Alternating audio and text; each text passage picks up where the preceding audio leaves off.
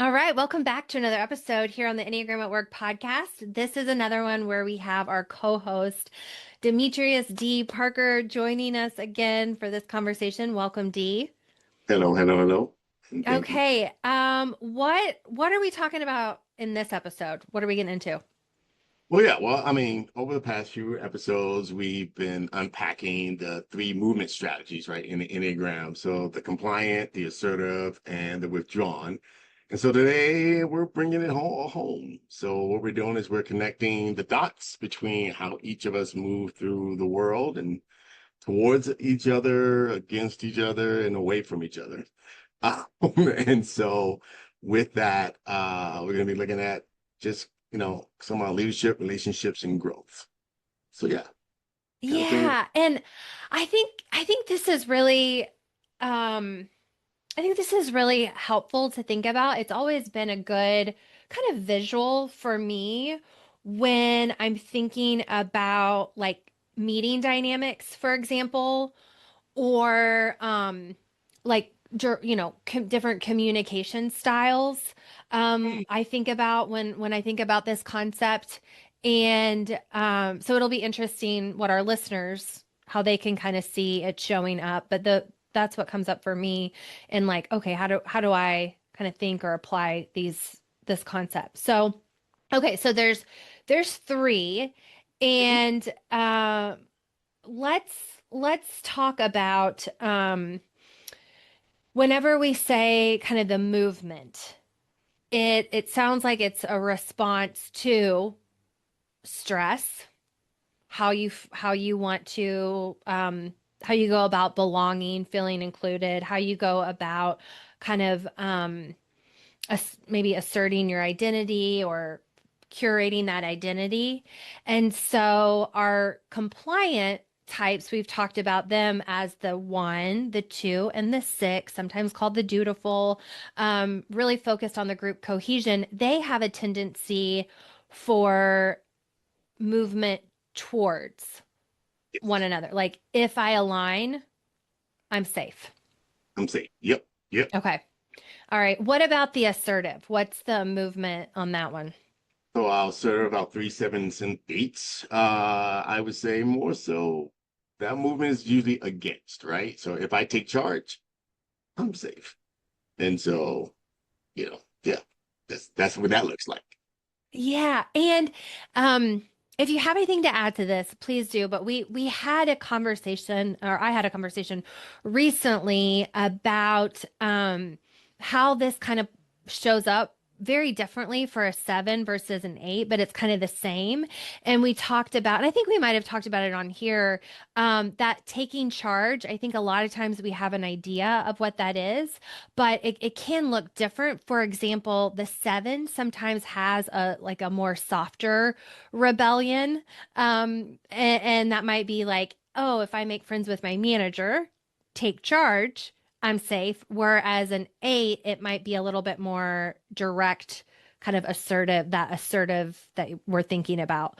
So just as we go through these, there's different ways that taking charge or aligning will express itself. Oh yeah. Well, I love you bring that up because that's one of my things of there's always more than one way Yes. to do a thing, right? And that's a big thing for me. Is like it's not just the way, it's a way. And so Anyway, yeah. I love that. Yeah, so let's And talk then about the withdrawn. withdrawn. Yeah. So the withdrawn, for those folks, typically it's move away, right? So if I retreat, I'm safe. And that retreating can be, actually literally retreating from the space. And what a lot of times is retreating inwards, right? And so just kind of either going and into my head and thinking or whatever that may look like. So moving away is typically that movement, what that dance looks like. And I think for this type, and I don't think it always comes natural, but this withdrawing can sometimes feel like avoiding or dismissing the other person. And so, by all means, do what you have to do to get your needs met, to, manage stress, whatever. But I think for this type too, it's worth saying maybe just little note communicating kind of what you're doing so it maybe isn't experienced as a dismissive thing or an avoidant thing to your teammates. So like, hey D, I'm gonna need a day to process this. Like I'm gonna get back to you. But I need some time. So even just something like that, you can withdraw, but just kind of let people know what you're doing, when it makes sense. Yeah, no, for sure. Actually, you know what? That's brings up maybe some asking this question. So when life gets loud, what's your instinct, right? Mm, And I'm giving that to our audience. When life hmm. gets loud, what's your instinct? And do you lean in? Do you push through? Do you pull back? So ask yourselves, what does that look like for you? Because it would be good for us to know, right? That having that awareness to understand, like, ooh, this is typically what I do, and how does that affect other people when you do it? What does that look like? Yes. Yes. Okay. So I just listened to a Brene Brown podcast this morning. She was a guest on one of the shows, and she was talking about what sort of armor do you put on when you're Mm, stressed? And she specifically talked about kind of the avoidant, the ignoring, pretend it's not happening. And then she said her style is more of this. I'll take charge and I start becoming like overly decisive. And I'm like, mm, cut it, stop it, let's yeah. move, pivot. And she's like, my team says they don't write anything down when I'm in that mode. But that's so helpful for her to know and for the people around her to know, oh, okay, this is the life's getting loud, or she's putting on armor, that he's feeling stressed. Okay. So that is a really good question to reflect on. No, I just had a client today, and almost the same exact thing. That's exactly what they do when they get stressed. They're like, all right, well, here's what we're doing. Here's how I'm Uh-huh. going. Okay, well, I mean, that's a way. Uh, Okay, let, yes. let's look at some other ways. Uh-huh. So yeah, It's like, okay, something's going on here. We'll just let him have that moment, but yeah, just know. Um, you know, as we were preparing this, there was a metaphor that you had shared for kind of how to think about how each of these kind of that movement towards, against, or away show up that I just really loved. And so just to kind of build on the visual that we have with these is that if we think about this compliant energy kind of flowing with others. So it's the current in a river, just kind of flowing with everybody else. You're meeting up, matching, syncing up. And then the assertive visual is this whitewater rapid river, they where you're carve, carving a new path. Yeah. carve a I new. love that. Yeah. And so it's like, okay, it's a little rough, a little rocky, but you're making new things happen. And then the withdrawn visual, what, or metaphor, I guess, is a still pond where you're maybe going to pull back a bit and reflect and bring in some depth, um, to that withdrawing. And I thought that was such a good way to remember it if you need some additional um, kind of reminders of what each one is. Well, thank you, thank you. Yeah, no, it's funny. I find myself using water and nature a lot Mm. in my analogies. Um, so yeah, I'm glad you liked it. Thank you. Yeah. Yeah, there's so many good ones with nature. But yeah, I love that one. Okay, so let's talk about some of the strengths of having this be your go-to approach. And as we always say, and I think it's important to say here, but not a surprise, is that you're going to do all of these at some point, most likely. But there, like with our dominant Enneagram type, there's going to be one that probably is your go-to. So, you probably will see yourself in all of these. But for our compliance strategies, would you walk us through what are some of the strengths, the blind spots, and what should these types consider for continuing their professional personal development path? Sure, sure. And it's funny, you just lean into your one space there a little bit with your shoulds. But okay, Ah, I did. with your shoulds. But what they could do, yes. What they could do. So What they could exactly. do. Yeah, no, I'll mess with you. Compliant, the 126. So strengths, right?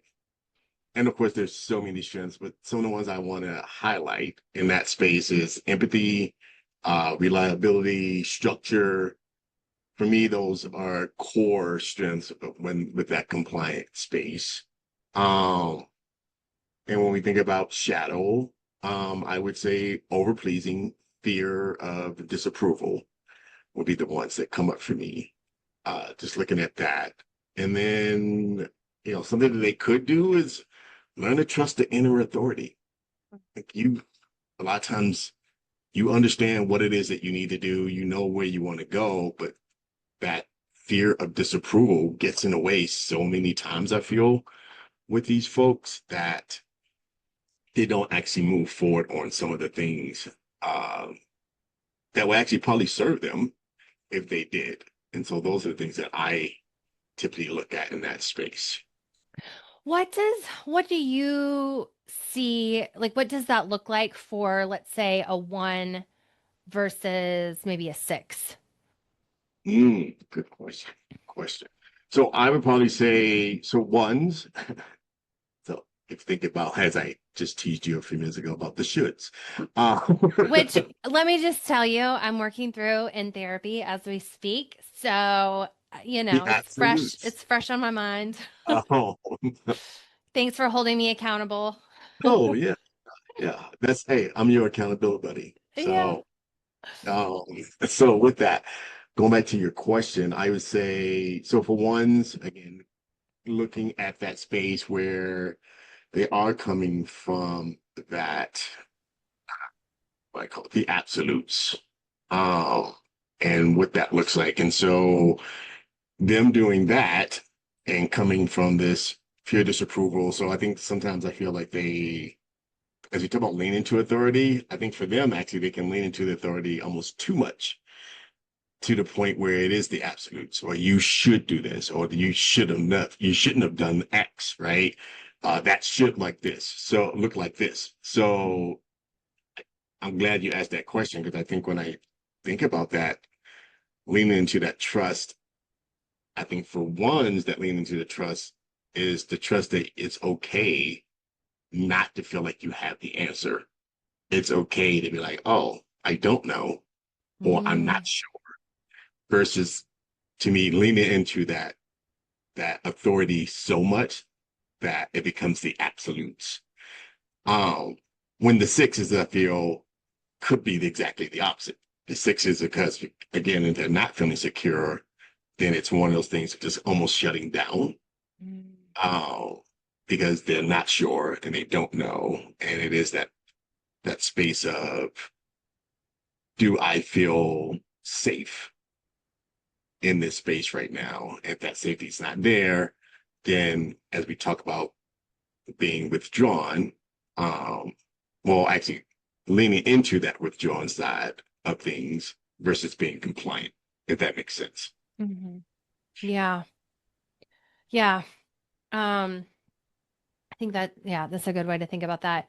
Um, and as you were talking too, I was just kind of thinking like, gosh, um, depending on what your type is, I think it might also be interesting to just reflect on if a one or a two or a six happen to be one of your resource points. Potentially, you notice where you stress because I'm thinking, yeah, when I am not in a great place, definitely like and sevens, I don't think we talk about it a lot, but we also have like we want to be people. We're people pleasing as well. What? Um, and oh, fear of disapproval. We want everybody to be okay. And so just thinking like, oh, yeah, when I'm stressed, like I can identify with some of the blind spots and the growth opportunities for this category, the 1, 2, 6, because of that. So just if you have a 1, 2, or 6 in your path, that might be also interesting to consider. Okay, so the other strategy are assertive types, are threes, are sevens, are eights. Um, those strengths, going far, going fast, they have that drive, they have tend to be very visionary, bold, decisive action, leap, and the net will appear kind of vibes. Um, on the blind spot side, though, this kind of energy can have, and I'm thinking about like the whitewater rapids. It's like, well, there's not going to be a lot of patience here when you're overusing this. You might feel like you want to try and control something, a situation, another person that is just completely out of your control, like the whitewater rapids. And sometimes, too, these types can be a little more image focused. Um, what does this say about my reputation, my image? What will other people think? And so, some things to think about in this category as a 378 assertive group, um, learning to, I think a little similar to kind of what you said, learning to embrace vulnerability. And Mm. I think that is the, you know, releasing control of some of the blind spots or the shadow side, allowing things to unfold as they will, opening up about, what is really bothering you rather than just being mad, what's underneath that. And that is difficult. And so finding people, trusted people at work in your life, where you can have a little bit more of that vulnerability, I think is important. Anything you would add to that? Yeah, I would add, I think the difference in the vulnerability is not typically in the knowledge base of what I know or what I Mm, feel or think I know. I think that vulnerability for those three styles is more so the vulnerability in the emotions. Uh, and so being able to tap into that and wherever that may be, whether it's, you know, I am sad or um, that did hurt my feelings or any of those things. Those that I feel can be a challenge hmm for those three. Yeah, or just like I'm having a hard day. Yeah, Yeah, I'm not in a good space. yeah, I'm in a good place right now. And I would tell you, as a three, that's a lot of times that is hard for me at Yeah. times because I want to be, and it's Uh-huh. interesting because when you're not, and then you're trying to force yourself to be, it, it's very obvious. It's so obvious. Yeah. Uh, so yeah, so just owning that hmm that. Okay, what about for our withdrawn types? The strengths, blind spots, opportunities for growth. So what I love about 459 is insight, authenticity, the calmness that comes, which, kind of that space actually gave me that calmness, gave me the visual for the pond. Um, so I think that's definitely the plus side. When we think about the challenges, I would say the disconnection and the inertia. Just what was that movie, Failing to Launch? Um, Oh, failing yeah. is just not happening. Yeah. Uh, is what I see there. And then um, what I would share as I guess a gift would be learn to re-engage and to share their inner world. And I think you touched on that earlier, which is sharing like, hey, I need some time to step back. Um, I need some time to think about this. And then come back, which I think is the other part of that is once you share what you need, which is great, then it's your responsibility to re-engage. And so I think that's the important gift that I would give to those three. Yeah. I don't know. I don't have one for the 5 and the 9, but we we were talking about type fours last week, and there was the biggest group of fours I've ever had, I think, to date, or close to it. Wow. And we had talked about their tendency to kind of withdraw and internally process emotions, how they're feeling. And sure, like we're talking about here, that can lead to disconnection. You can lose momentum because you've withdrawn, you pulled inside, and it can also be such a gift for your connection and potentially collaboration with your team because you're able to pull that inner world and say, I've gone through something similar, or I'm going through something similar. And so you can still kind of be inside, withdrawn and all these emotions and thinking about things, while also, when the time is right, with the right person, with the right situation, also kind of re-engage by sharing a personal story. Like, I failed too, or I felt really sad that when that something similar happened to me. And so that, that's a really natural way to, quote unquote, re-engage, connect, and bridge that, the coworkers on the outside with what's happening in your inner world. It's interesting you say that because I wonder as I think about some of my four peers that I've worked with and some folks that I'm friends with, I wonder how they would react to what you just shared with that. Mm, And the reason why I say that because I think sometimes they actually disapprove when people do that. Like they're like, mm, don't like you're hijacking um the emotion. Like let folks stay in their emotions and let them be in their space. Um and so although I think for you and I, who and especially as and I don't want to I don't want to go down that road because we talked about this before we did this of the instinctual biases, but I think as transmitters, we'd love, and as assertive types, I think we'd love to jump right in and then share, well, oh, I get it.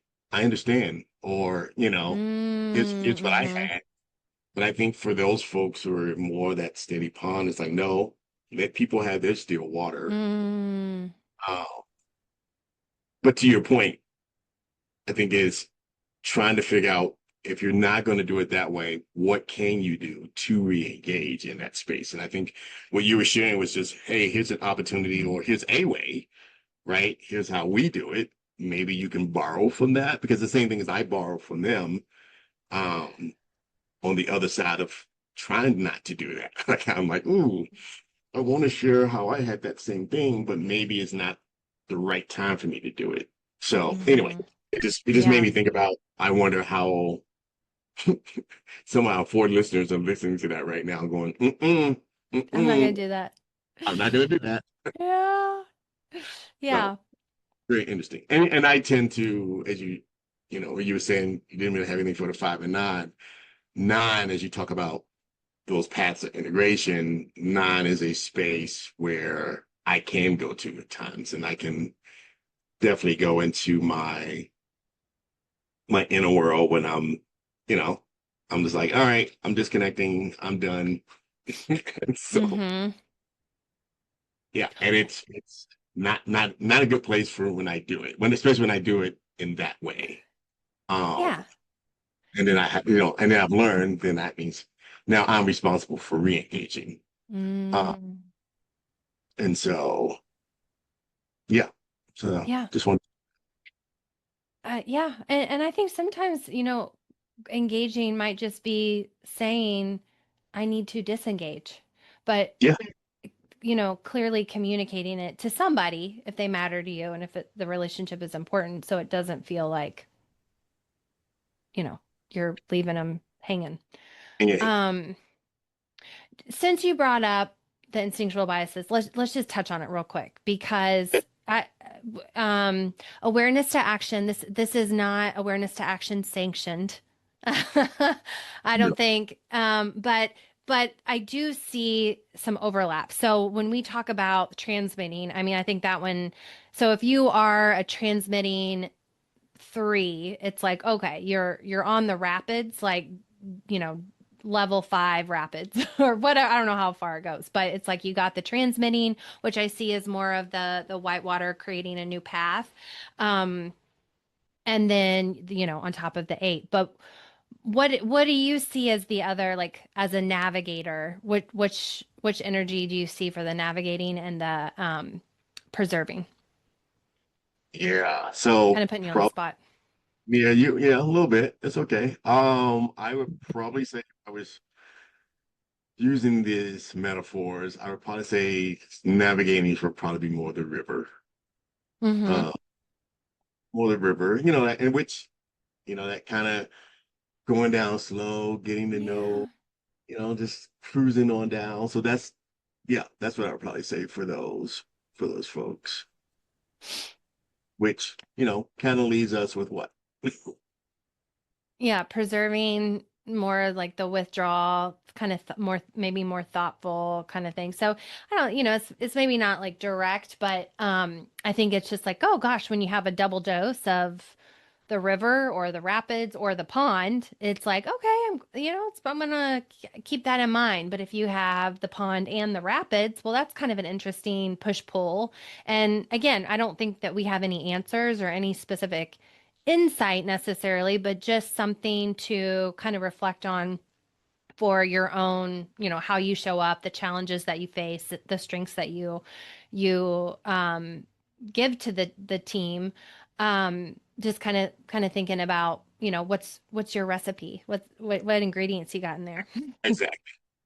And what I would say to that is we don't have anything to give you this episode because this episode is not supposed to be about that. So Right, right, catch right. us, It's not. catch us It's next not. catch us next episode, maybe. Maybe. Um, Yeah, maybe. and the other thing I want to bring up with this, because I know a lot of times when you're talking, well, when I say you, but when we're talking about different styles and things like that, I get the question sometimes where some folks feel like, oh, then should I be this style, or should it be more like, almost feeling almost like theirs is not as good as the other. And Uh-huh. I just want to point out that, none of these are better or worse strategies than the other. They're just different strategies for belonging, or Yeah. how we move throughout the world. So really want to point that part out of, please don't ever, and hopefully, um from a personal standpoint, I think I could probably speak for you as well, that we're never coming across as though we are making one sound better than the other, Mm-hmm. because that's not the case. They all have their strengths, they all have their weaknesses, they Yeah. all have their goal, they all have their shadow. It's just different ways that we maneuver it throughout the world. Yeah. So just wanted to share that up. Yeah, I think that's good. And I really like the concept of, I think Mario says this a lot, that the Enneagram is a problem resolution framework. And so it's like if everything is going perfect in your life, well then, don't change anything. Don't, keep on the path of the river or the pond or the white water, whatever. But it's when there's something going on, a challenge internally, a relationship, that this can help you kind of understand what are the dynamics of this frustration or challenge. Why is it frustrating to you? Why is it frustrating to somebody else? And so this is just another kind of way, another little lens to look at that through. So I think, um, as we think about these concepts today, just kind of reflecting on, okay, where do I thrive? How, where do I see myself living my best life on my A game? And then what strategy kind of limits me? What are those times? What are those moments? Which of these kind of limit me? Um, I always Yeah. like when we go ahead. Oh, no, I was just saying I like that because it's everything you just shared just now, I feel is that it's about awareness. Mm-hmm. To your point, if I'm aware, then I can make choices. If I'm not Yeah, aware, it's hard to then do. I'm so I love the fact that you just brought that up, and it's just I just wanted to share that. So sorry, Yeah. go for it. Well, yeah, I always love it when people agree with me. So, um, all right. So the other thing that we're gonna touch on, and again, this isn't tried and true 100% of the time, all the time, but it's just some things to reflect on, is when we maybe match up some of these strategies, where might there be some potential friction? Obviously, there can be some really great synergy. They can work really well together, and when that's happening, like just keep doing what you're doing. But when something feels off, here's maybe some things to dig into more or to consider. So we have some kind of workplace coworker relationship kind of matchups here. And the first one is where we have somebody who is more of the compliant type, so a one, a two, or a six, you know, floating down that river, versus the assertive, navigating the whitewater rapids. So we have one person wanting the consensus building, everybody get on the same page, and then we have the other person who's wanting to jump into action. And this is like a leadership versus like rest of the team dynamic that I often see, because many times the leadership team is made up of a majority, not all the time, but in many situations it is made up of heavy three, heavy eight, maybe some ones in there, maybe some sevens. And so these people are you, and to be at that level, sometimes you do have to make quick decisions, jump into action, not get the consensus of the team. But what I hear in surveys and in feedback from the rest of the team, who a lot of sixes, a lot of twos in there, sprinkled in some ones, is gosh, we feel like we're left behind or we're left out of these important decisions, and we'd like to be able to contribute, and it feels frustrating to not share our experience and to have these decisions made that are impacting us. So that's just one kind of like very specific real world scenario that I see where you have these two Yeah. energies kind of coming together. Well, yeah. I mean that if you think about that, that's a recipe for friction, Uh-huh. right? I mean, it is. And so, and you do see it a lot. I see it a lot in the work that I do and going in and, you know, I was just sharing about, like a client that I had earlier today. And that's what's happening a lot is when they get into that, being an assertive type, they're coming in and, and especially when stressed, Uh-huh. uh, Yeah. Yeah. and And in stressed. those hard, and again, I at times I think it's not always about the what, but it's the how. Mm-hmm. Um, and you've probably heard me talk about, that a lot, which is, yes, you can be assertive, but it gets to a point where the how almost feels more aggressive than assertive. Yeah. And Yeah. and um and so anyway, and so in that space, that's where that friction comes. That's where folks start to feel like, well, I guess undervalued. Like, why am I even Hmm. here? Why am I here? Yeah. Like, why am I even here? Like, Yeah. why don't you just do it all? Yeah. I'm just a It's all cog. Just tell me what to do. yeah, Yeah. yeah. Uh, so yeah. Hmm. Okay, so what about almost what seems like polar opposites, where you let's do the assertive and match it up with somebody who's more withdrawn. What might be going on there? Like what clash might be happening? A lot of breaks. Oh, I mean, seriously, just straight up break, shut down. I'm done. I have nothing to say. So yeah, when the sort of in the withdrawn, that's what I see. One, you got one pushing and the other one disappearing, like David Copperfield. Mm-hmm. And so, except for, is that a trick that we all are going, oh, I'm amazed? A trick where we're like, no, no, no, no, no, no, no, no, come back, come back, come back, come back. And so, with that, I could think about almost that same thing where you have leaders and even sometimes folks who aren't necessarily leaders, but just the how folks show up in that assertive space and the fact that we can when in that assertive space, we can move so quickly, Mm-hmm.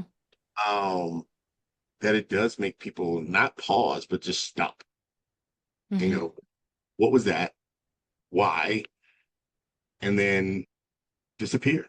Like I'm Yeah. done. And so just just really being uh, aware of that. And on the other side of that, because I'm just thinking about what we were saying earlier about one style not being better than the other style. And then Yeah. I'm thinking as we're talking about assertives, last time we talk about assertive styles, it's almost like we're chastising Oh. assertives of like don't do that. But there's also so much gold in that assertive Oh space. yeah.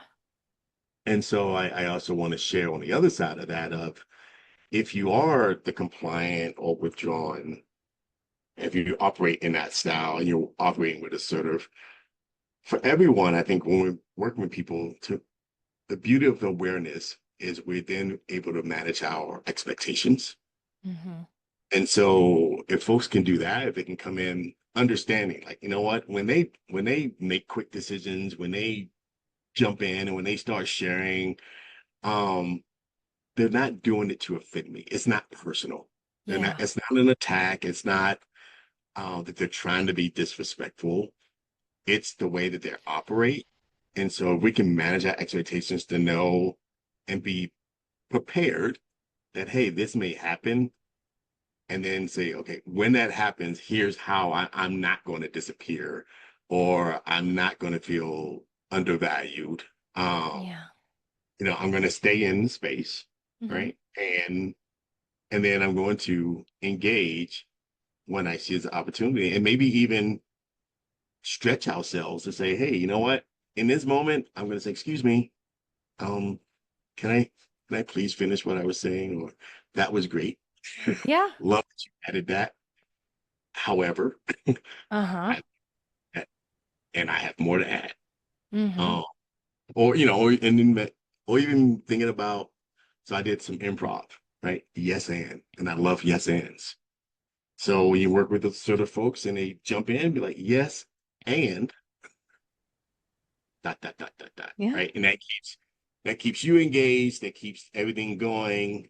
And then later on, you can have a conversation with that assertive style and say, hey, here's how I felt in this meeting. Mm-hmm. And then you can have those conversations and continue to build those relationships in that way. Yeah. Uh, so anyway, I just Yeah. wanted to call that out. I'm glad you did. And I think the important thing with all of these is when you can, just almost like, I mean, let me know if you disagree or see this a different way, but almost like over communicate like what you're doing. So like, hey, it might seem like I'm disappearing. I just want you to know I'm not. I'm taking it in, or I'm feeling stressed, or this is like how I'm coping with this particular situation. I'll come back to you. Or the other side is like someone like me might say, listen, I get really excited and it might be overwhelming. So just kind of let me know when it feels Yeah, like drinking out of a water hose. I won't be offended. I know that I do this. And so it's like you're still going to do what you do, um, but just to like communicate about it, I think can also help help the other person understand kind of yeah. what's going on. Two things to that. I'm laughing because you said drinking out of a water hose, and like, no, it's more like fire hydrant. Just Fire hydrant. more like a fire hydrant. Water hose would be nice, but it's more like a fire hydrant. And the other thing was, yes, you said, we're gonna do what we do. And yes, naturally that's true. But the other part again of the awareness is to try to Mm-hmm. have some actions to say, oh, am I doing that thing again? Mm-hmm. Um, and you know, a lot of times I like to share some of the tools that my wife and I Yeah. that we use. And so sometimes, and again, those spaces like we've come up with, and I'm sure, well, my wife's a therapist, so I'm sure other folks have, if they have gone therapy, probably have come up with these types of things. But one of the things we do is we come up with uh, kind of code words when those things are happening. Mm. It's like, she says pineapple, Like, yeah, okay. right? It's pineapple. I'm like, oh, I'm doing my thing. I'm doing that thing again. Like, Uh-huh. oh, um, but at the same time, hopefully I can start, the work is for me to be able to yell pineapple in my head when I'm feeling myself doing that. And Uh-huh. pineapple, pineapple. I need to dial it back. Yeah. So so yeah, we are going to be who we are because we're humans, and at the same time, as humans, we evolve. Yeah. And so Yeah. not resting, not resting in that space. I call it wearing the badge of, hey, I'm an assertive, so Yeah. Yeah. you Well, know, I am who I am. Yeah, I act am who I am. accordingly. Yeah. Real quick, what you said about the pineapple reminded me of this story I saw earlier this week where this guy said that his wife has like LED lights around the garage and there's like 16 options or something and she has like an emotion or a situation for each of them and he's like it's so helpful because when I'm coming into the driveway I know what I'm getting and it's like if it's I've pink I'm gonna murder your son just like if it's red it's like I'm gonna murder you it's like yellow great mood come on so you know I, you know what? I think I'm gonna get some LED it gets lights. some LED lights You get some yeah. LED lights Oh, and I've be seen them where like, there's like 24 different colors. So, just depending on the range of situations, consider that. I thought, oh my God, genius. Okay, and then the last pairing where there might be some potential friction is with the withdrawn and then the compliance types. mm, And as we've talked, one type has a tendency to need some space, and the other type might take that silence as personal, they're pulling away. So, I'm thinking of like somebody who is a type 2 especially striving to feel connected. When you're paired up with somebody who is withdrawing, like that feels really unstable, doesn't feel good, like that's kind of going against that core logic that you have. And so just again, I think this is just reiterate the conversation, especially with somebody like this. Hey, it's not personal, I just need an hour. Hey, it's not you. I need to take this in and kind of check in with myself and I'll have an answer for you tomorrow. Just kind of communicate. And then on the other end of that, as a 2, 1, 6 potentially, just, not not taking it personal and just realizing that's what they need. And it's easier said than done, of course, because it's always, I think we all have a tendency to be like, what I do, what I say, what does this mean? But just okay, I know that this person has a tendency to do this. That's what they need. I'm not going to force them to talk it out, hash it out, tell me an answer right now. I'm going to say, sure, I'll respect that space. Especially if you kind of have a time frame that can help. Oh, I don't know if you want to add anything to that. well, yeah, no, I think what I would probably add is because you've kind of shared some of the strategy a few times. And so when I hear it, and I think a lot of us can use it, no matter which one of these spaces we're in, is I think, four things: pause, Mhm. notice what's going on, name it, re-engage.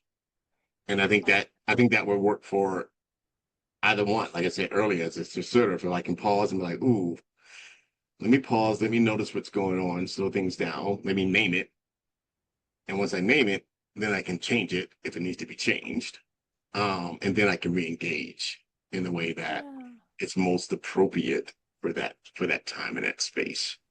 Yeah. So Like yeah, I'm not disengaging, I'm processing. exactly. Oh, simple. Yeah. Like, okay, got it. Yeah. And now everyone's at least knows. Yeah. I won't say Yeah. everyone likes it, but they say everyone knows.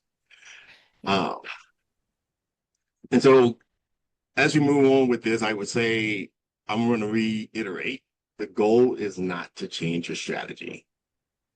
It's not the goal. The goal is be able to flex all three and understand what that looks like. And so, um, maturity is learning when to move forward, right? Or when to move against, or Mm-hmm. when to step away. Because sometimes it's better sometimes just to step away. Mm-hmm. Yeah. Sometimes I'm like, all right, I'm gonna back up right now. So Yeah. Yeah.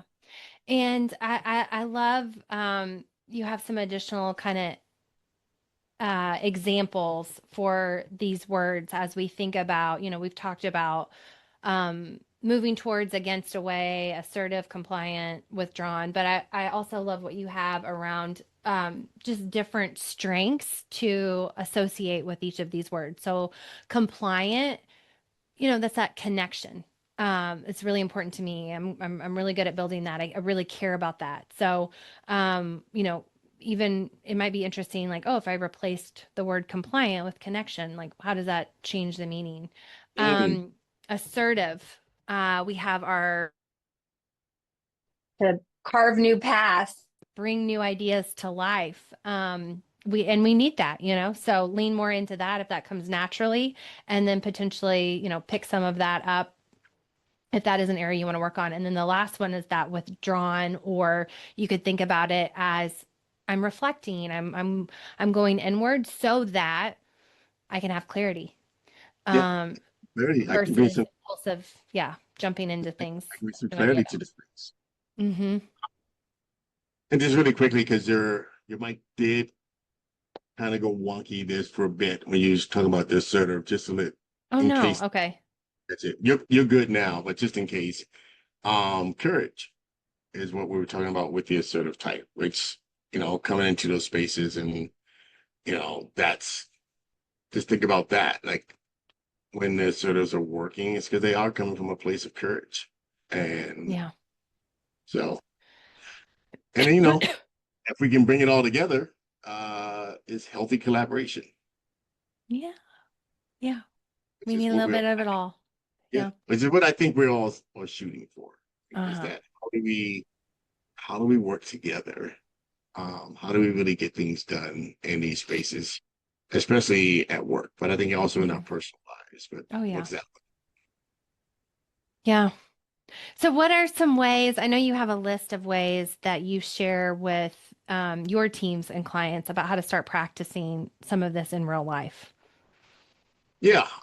So one thing is self-check, always starting with self. So, where am I moving right now? If I'm moving towards, am I moving against, am I moving away? And then once I can answer that, then my next question typically is why? Like, why am I going in that direction? And right after that is it serving me to be moving in that direction? So it's kind of my self-check thing. The other one is in an intentional pivot. So as what does this moment need from me? Mm, I love that. Like, what does this moment need from me right now? Hmm. Because it's so easy for us to think about what we need from the other person. Mm, I need you versus what does the moment need from me right now? hmm. Am I bringing that? Because um, I do this one reflection exercise in one of my workshops, and I ask folks to reach out to people. And then when they do, I was like, I want to use I statements about the relationship. And it kind of goes like, I would like to build a relationship with you. And I was wondering what I could do to make that happen. Mm, Right. And because what I've learned is sometimes when we have frictions with people, we're really seeing their reaction to an action oh, that so we've done. good. Yeah. Right? And so if we can understand and ask that question, maybe it's really us that needs to change versus them. Because if we can change our initial action, their reactions would be totally different. Yeah. And so it would be a totally different, interaction with that person. Um, so yeah, I love so that. I hope listeners definitely write that one down. That's a good one. It's a good one you want to take away. Sorry. yeah, Anyway. yeah, no, no, no, no. And then, I love mantras. Uh-huh. So Mm-hmm. So connection, courage, and clarity. choose one and lead with it. Hmm. Uh, and when I say choose one, I don't mean that one is better than the other all the time, meaning sometimes in a moment, which one do I need right now? Yeah. Do I need to be leading with connection? Do I need to be leading with courage? Do I need to be leading with clarity? And then once you make that decision, lead with it, like own it, grab it, own it, and then move forward. Yeah. Yeah. So, Yeah, because Liz, it's so thank you for easy because well, we have that strategy that we pull out that we've used most of the time. And that's what makes us like the type. It's like because that's our go-to strategy.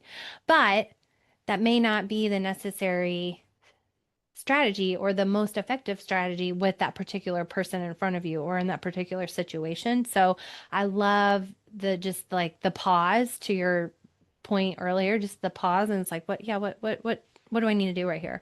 Um, there's also a specific exercise for listeners to kind of start to use this and reflect on something real that happened with you. I mean, ideally at work. This is the Enneagram at Work podcast, but if you want to use it with somebody at home, that's also great.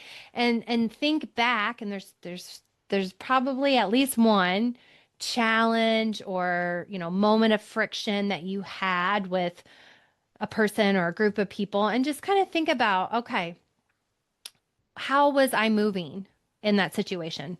Um, you know, against, towards, away. How could you have tried another strategy? Like what would that actually look like? If you said, against, uh, aka courage, what exactly would that have looked like? And if you played that out, what might have changed?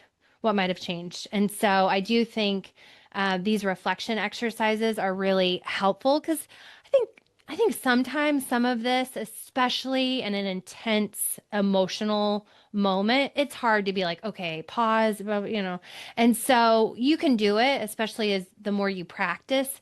And I love the idea of kind of planning for the future. Hey, this is where we might bump heads, and going back and having repair conversations and thinking like Yes. what went wrong, rather than just like, okay, we're over it. Next. So I love this little mini challenge for our listeners. Yeah, no, I love it, and I love thinking about that space of.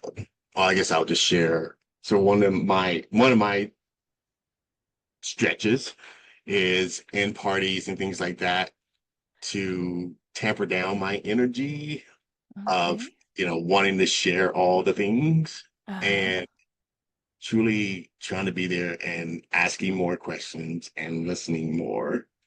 Um, and so it's very interesting to do that and to see folks who know me and sometimes they go, "Are you okay?" Like you were Oh, kind of quiet. And you're like, "Yeah, it was intentional." I'm But the people channeling my inner pond. exactly right. But the people who don't, well, not even like, well, pond. I don't know if I can I'm actually. teasing, but yeah, yeah, yeah, I'm No, sure. no, I'm thinking it's probably more like river because I, Okay. Okay. I there has to be some flow. Uh-huh. Mm-hmm. Gotta be some For flow. me, Mm-hmm. it's hard for me to pond. Pond is, I mean, I can get there, but that is probably not my, this is not my next level action. Uh-huh. My next action is probably more river, so that there's still action. Um, but even that, it's a to your point, it's a really good exercise to do, and then having a partner or someone that you can say, hey, look, here's where is my intention in this next space. Let me know how I did. Let me know. Yeah. I love Um, that. Yeah, this is what I want to work on. It's my intention. Like, so find that, and I gut joked check. earlier about the accountability buddy, but Uh-huh. find that accountability buddy and be like, hey, here's what I'm working on, and let me know how I'm doing and what that looks like. Um, so Yeah. that so anyway, Yes. to share. Okay. So to recap, We have just kind of a little reminder for each of these. Our compliant brings connection. Our assertive strategy, that energy brings motion. Our withdrawing strategy brings meaning. I think they're going to really like that. And together, when we put all these together, they really do kind of complete this circle of human experience. Like we need all of these: connection, motion, meaning. And so I love those words. I love to like think about which is my go-to and what does this moment need.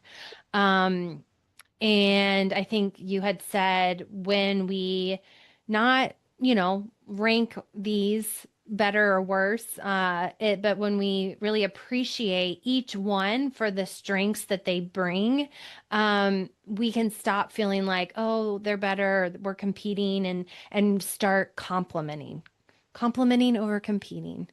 Yeah. Um, so what else would you add to kind of help us wrap this up and make this one feel complete?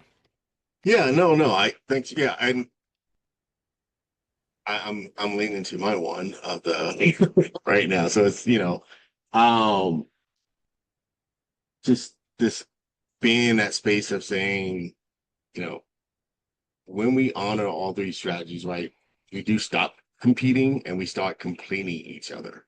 Hmm. Um, and it reminds me of the that quote came for me, and I'm a Jerry Maguire fan, so Oh yeah. Oh yeah. I've been a little vulnerable right now. Okay. Let's do it. Um, but yeah, but that whole line when he came in and says, "You complete me."